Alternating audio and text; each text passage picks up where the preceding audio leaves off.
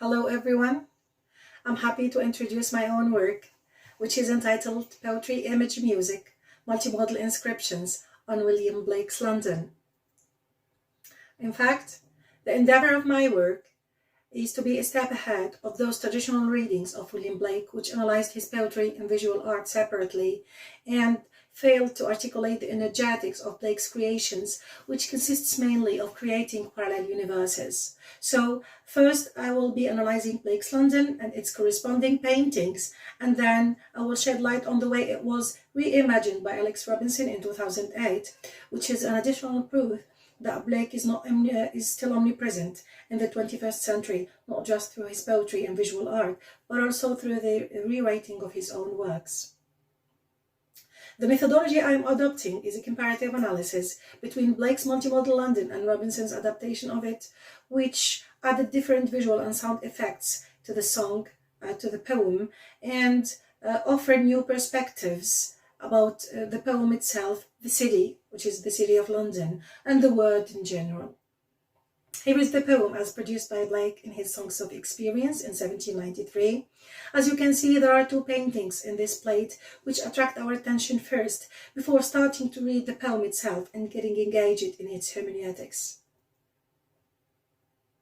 The fact that the paintings here attract our attention first is what John Bateman refers to as pre-attentive perception, in which he stressed the idea that certain objects attract our attention first before others. In addition to the pictorial part, color also is of major importance in this painting and in the understanding of works of art in general. Gunther, Kress, for example, and Theo van Leeuwen argue that just as language allows us to realize speech acts, so color allows us to realize color acts. And by placing the image of the child and an old man at the top of the plate, Blake arouses both our interest and affect. And this is what Raymond Williams refers to as structure of feelings, for people are emotionally weak in front of children and old men.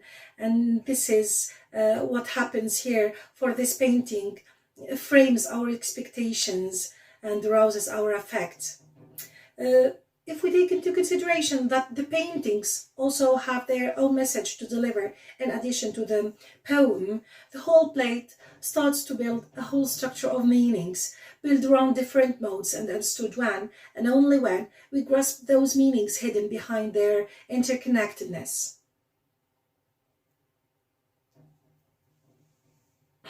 Okay, here is the painting that tops the plate, in which a child is shown as guiding the old man, trying to tell him something, to communicate with him. Both the child and the old man are salient against the background of the plate. The child, who stands for innocence, which is a state anterior to original sin and hence paradisal state, as argued by Chevalier Ayol in their Dictionary of Symbols, is wearing a green garment, which is the color of the awakening of life. It is also the color of hope. The old man, who stands for the personification of old age wisdom of humanity, as argued by Charlotte in his Dictionary of Symbols too, this old man is dressed in blue, which is very symbolic of heaven, and it is in its absolute quality is it the purest of all colors. So here the child is trying to communicate with this old man, to call upon his wisdom, to take him to his own word, the word of the marginalized and the forgotten Londoners. Here is the painting that occupies the right side of the plate. It shows that child kneeling in front of fire. The colors of fire are yellow, red, and pink. Yellow is the hottest and the most expansive and the most burning of all colors. It is also a color that is always overflowing the limits within which one tries to confine it, as argued by Chevalier Ayol. So this color stands for power. Bright red stands for the spur to action. It is the image of ardor and beauty, of all that is impulsive and generous, of youth and health and wealth, and love free and victorious. Pink, which is a light red hue between red and white, it takes its meaning from the passion of the red and the purity of the white. This color has direct link with the child, for it stands for softness and innocence and kindness. Through the meanings of these colors, we may safely argue that the child is not just seeking the warmth of the fire, but also seeking security in a city that denies him care and protection.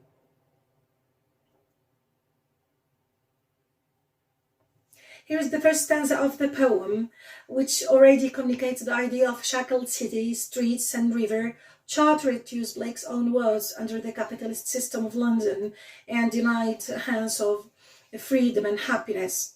The use of words like weakness, woe, already communicate the gloomy and sad, maybe desperate atmosphere of the stanza and the whole poem. But these meanings stand in opposition with the colors Blake opted for at the background of this poem. As you can see, Blake opted for, mainly for blue and yellow.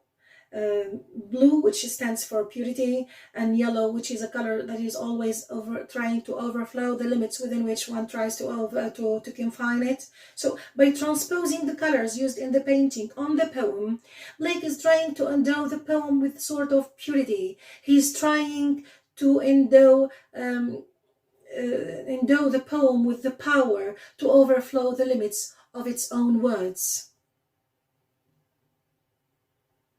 The second and the third stanza are suggestive of the pan of the verb here, which may turn to an indexical element, here, the London of the 18th century, where the king is a tyrant ruler and the church is a ruthless religious institution that turns deaf ears to the sufferings of the children and mainly the chimney sweepers.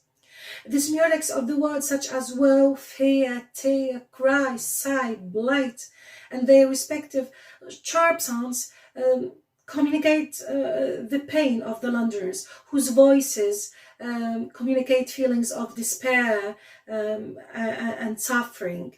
So the whole poem here is trying to communicate with the reader, to tell him you have to hear the voices of those living here, just as the child in the painting that tops the plate is trying to communicate with the old man, to tell him you have to hear the voices of those living here, the marginalized and the forgotten Londoners. The poem started with the expression, I wonder. It's as if the speaker started his journey in this poem as a flaneur, visiting every city and hearing every voice. But it seems that he could not come across but the chartered streets, and he could not hear but voices of pain and crying, cursing. It is as if this speaker were a tortured spirit, roaming the streets of London and hearing only voices akin to his own. And this is exactly what is foregrounded by Alex Robinson in his song, which we shall hear right now.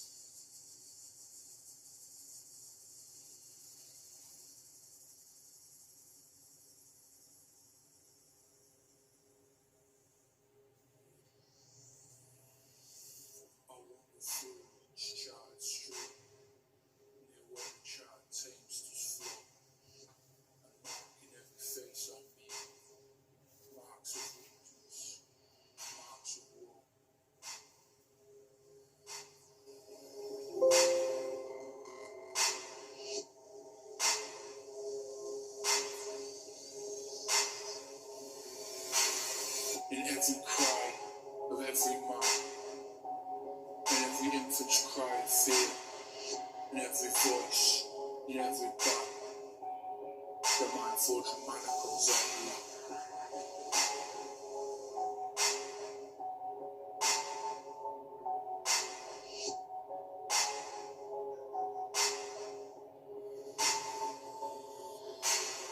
How the chimney sweepers cry, every blackening church appalls, and the hapless soldier's sigh runs in blood down palace walls.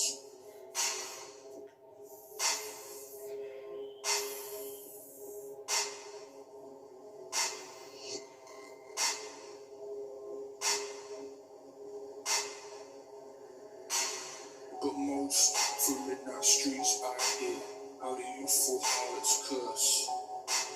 Alas, a newborn infant's tear, and blights with plagues the marriage hearse.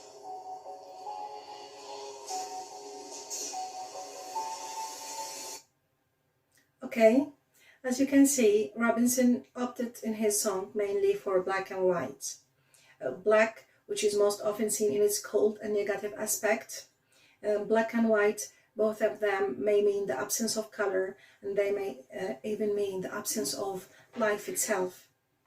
Robinson, in fact, made the symbiosis in his song between form and content, as opposed to Blake. For Blake, opted mainly for light colors such as blue, yellow, pink, to speak about the gloomy atmosphere of London and the chartered streets and all those voices of woe. But Robinson opted mainly for black and white to foreground the bleak atmosphere of London, and thus he could take us to the extremities of a world that offer nothing but void and emptiness. The landscape of the song is very telling too. In fact, there are many signs in the song that show that we are really in the city of London. The first sign is the yellow line, which the protagonist crosses at the beginning of the song. That very yellow line, which brings to mind the gap words, very symbolic of London tubes. Also, we could see the Westminster and the Big Ben and the CCTV cameras. So the whole song turns to an iconographic representation of a frighteningly bleak city, the city of London. Robinson made some deviations from Blake's London to foreground his own London. In addition to opting for different colors, the cameras of his song zoomed different political and social issues. For we couldn't see in Robinson's London any chimney sweepers or soldiers or women Londoners. All we could see are young Londoners roaming the streets of London like lost spirits. In the 21st century London, no one speaks about the threatened lives of the chimney sweepers, but everyone speaks about the uncertain destiny of some of the youngsters living there. Some of those, as we could see in the song and here in the picture, chose to leave their marks on the palace walls through that red spray, as a protest act against the CCTV cameras and the whole political system, which depicted every move they made. So what Robinson foregrounded is a postmodern metropolitan London, very much like George Orwell's dystopian city, in which everything is dysfunctional except for technology, such as helicopters we could see in the song roaming the skies, and the cameras and the factories. And for instance, through the reoccurrences of the cameras all along the video and the song, we are reminded in Robinson's song every single moment that Big Brother is watching you. Another deviation from Blake's London is the way the Londoners were depicted.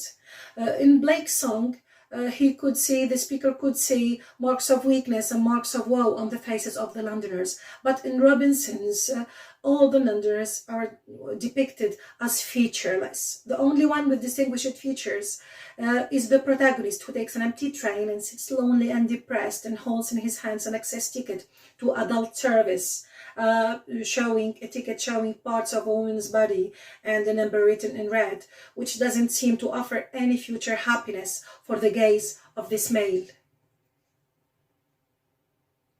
In fact, when the adult service of Robinson has a direct relation with Blake's harlot, a practice alarmingly present in Blake's times, and Robinson opted to foreground it with the aim to link the past with the present. For women in the 21st century still suffer the same stereotypes as bodies, or worse, as a commodity that can be bought and sold. The rhythm of the song is very telling too. In fact, the rhythm of the song simulates the rhythm of the poem, which is written in iambic pentameter, that is a weak beat followed by a strong one.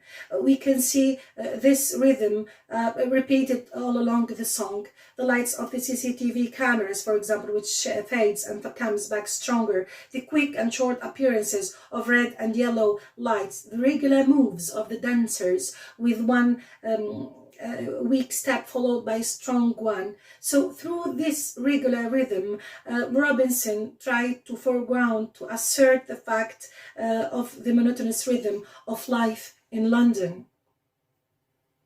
The result is a song that lays bare the truth about the postmodern man, an alienated soul with a fading humanity.